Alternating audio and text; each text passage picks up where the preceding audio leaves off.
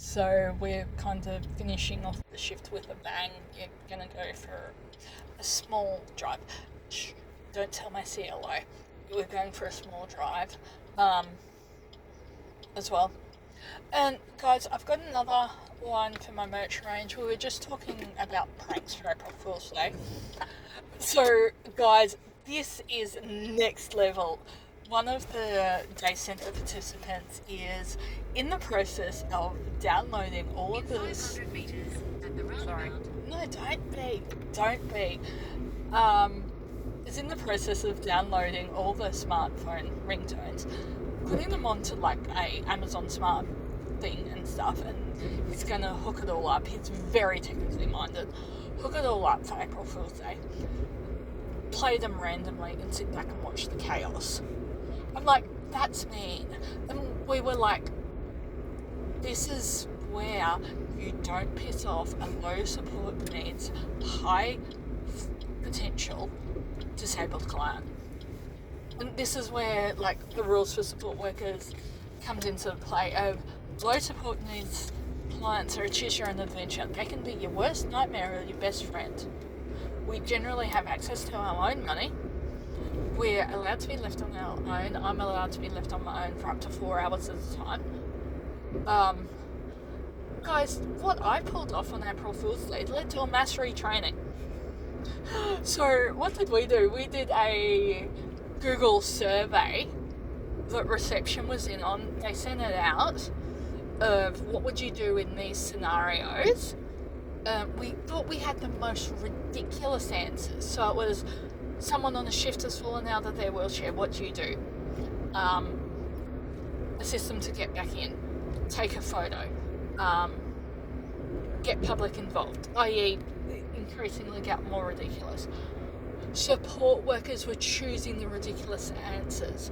The last thing that we said was, did you attention to detail? Did you check the day, date and time of when this survey was sent out?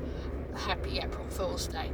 So it actually led to a mass retraining in my community access agency. I don't know whether that's a good or a bad thing, but it pointed out the importance of attention to detail. Also, guys, just got off the phone with Andrew. Guys, he has agreed to come back on and to do chemicals or restraints. It's like, oh, they're not the same thing as a psychotropic medication, but there is a Venn diagram there. And guys, please, if you're into Whooper, go and support him. Guys, definitely go and support him as well. But no, here's one for our merch line when we get monetized on the YouTube, is that, what was it? Don't piss off a disabled person. You never know what you're going to get. And we're not. Oh, what was the other one we came up with? Oh, I'm disabled, not an idiot. Yeah. And guys, shout out to whoever it is in the comments. I think I know who you are in real life. Who kind of does the comments. You actually email me, so let me know if you want it to go public about, particularly over on the podcast, they put in when I casually say something savage. And guys, I'm actually not aware of when I say something savage. Like, I'm really genuinely not aware of it. Part of my disabilities is not knowing when I'm being offensive. I have altered thinking, slight paranoia, like I'm still attached to reality, but sometimes There's no filter. absolutely no filter. Yep. Confirmation. Absolutely no filter. But even one of my parental units has no filter as well. So yeah, we're finishing off with a drive as well, and those little libraries are absolutely amazing. I've picked up some amazing reads from there. I always try to send them back as well. I know we've got some in our local shopping centre, well, both of our shopping centres, our major shopping centres as well. And also, guys, just a PSA to support workers, Jake's Law has come into effect. Jake's Law is our police are now allowed to carry wands to not strip search people, but metal detector wands to try and prevent knife crime as well. We've had family members see that happening. They haven't been searched or anything. Guys, I actually kind of think it's a good thing, because our police in Australia have to have a university level education. They need to know the laws they're enforcing. There's just a higher level of respect for the police, because there is a lot more training and education that goes over here, and they even do specialist training for people with disabilities, homelessness, and sorry guys, trigger warning, SA people as well, which I think is absolutely amazing, guys. And guys, I finally got my neoprene container. If you know, you know. And yeah, life is going well. And look, I did a TikTok. So guys, this needs a bit of a backstory. I did a TikTok. No, I put in a comment section of a support worker come and spend a shift with me, and she had full consent to record the person and everything, and she dropped the person off, and she's like lunchtime, and she pulled up by the side of the road. She's got to cut lunch. We don't know what her financial status is. She's being fiscally responsible.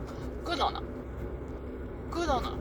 But I was saying, oh, we're in my house and a place that we spend a lot of time at. We always offer the support worker a cup of coffee, some biscuits, a piece of fruit, toast if they've skipped lunch. And someone was like, oh no, they're not there to drink coffee and stuff like that, they're there to work. We're there to visit this person, do some life admin. This person is my trustee. I won't mention their name or their relationship to me on camera, because they are my trustee. And it's not about the coffee. It's about showing a bit of damn gratitude to the support workers. They're bloody human. They have health issues. They had childcare issues. They have family drama. So it's not about the coffee and them drinking my coffee. It's about showing them that courtesy and gratitude that you're grateful. Where would we be without the NDIS? So just think about that for a minute. Like, where would we be? We'd be back in the dark block funding days. I wouldn't qualify for support. We'd still have people who physically can't retire because they're looking after their complex needs adult children. We'd still have the abuse of group homes. Not saying that the group homes were abusive, but what the Royal Commission brought out was horrific. We'd still have people in hospitals. We'd still have people who should have been discharged in mental health facilities. So this is where my thoughts are on the back on track is it is defining what is reasonable and necessary. My heart goes out to people who've had disability trauma. I've had it myself.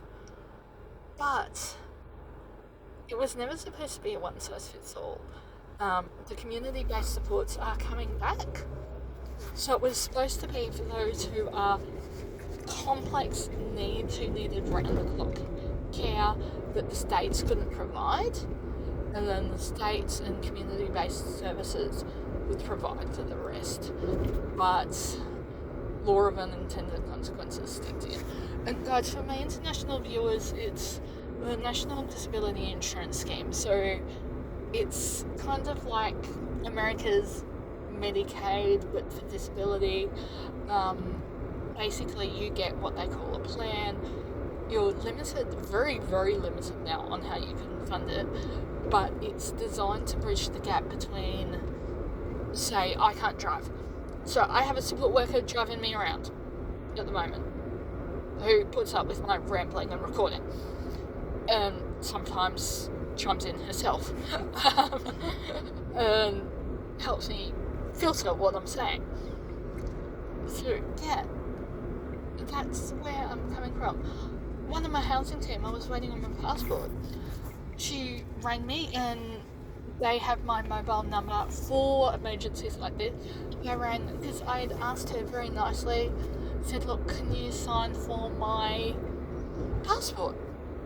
She rang and went, look, your passport's here.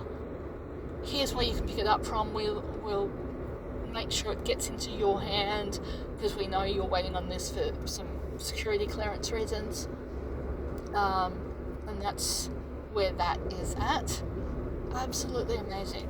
So guys, we're going to enjoy the country drive.